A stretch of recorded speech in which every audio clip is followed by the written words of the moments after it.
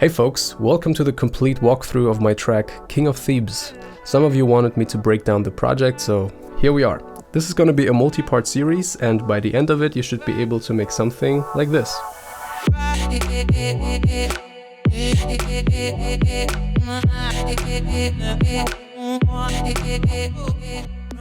Once we're done, not only should you be able to make a track just like this one, but also apply the general principles that I'm going to cover to your own project as well, regardless of genre. I think the song is a good fit for this because it's actually fairly basic. This is one of the simplest songs that I've ever put out, so everyone should be able to follow along easily. So no matter if you're just starting out or a little more advanced, I hope there's something to take away for everyone. Alright, here's an overview of what we're going to cover.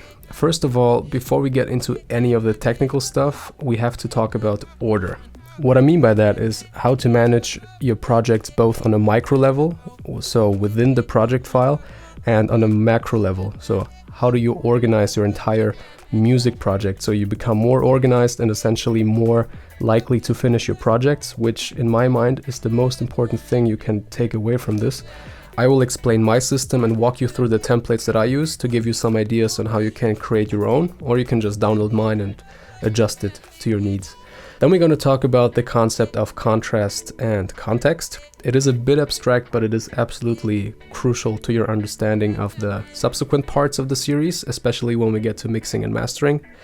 And then we actually start with some of the technical stuff. Beginning with the intro, I will dive into sound design a little bit and the philosophy behind it. And then we continue with the drums. Then by popular demand, I'm gonna give an in-depth insight into vocal chops, so that should be fun. After that, we're gonna address the synth work and the bass. Then I'll talk about my mixing and mastering process, which surprisingly has a lot to do with the first two topics, which are order, contrast, and context, but we'll get to that. And lastly, we're going to touch upon what to do after you're done with a song. So how do I release a project properly? So how can you make that release count and contribute to your brand instead of just, have it come out? And more specifically, how embedding your releases within a metaphysical framework can help you with that. So that last part is going to be even more abstract, but if you're into symbolism and shit like that, you should definitely stick around for that. And that's it. I want to make sure that I don't miss anything, so if you guys have any particular questions I can answer for you, let me know. Don't hesitate to ask, even if you think it might be a little off topic. Don't worry, I will probably drift away anyway. What else? Yeah, my DAW of choice will be FL Studio, but most of the stuff I will be talking about isn't really specific to FL Studio, so even if you're using Ableton Live or Logic or whatever, it shouldn't stand in the way of understanding any of this. Like I mentioned before, it is pretty basic. Alright, see you in part 1 when we talk about organization. Take care, bye.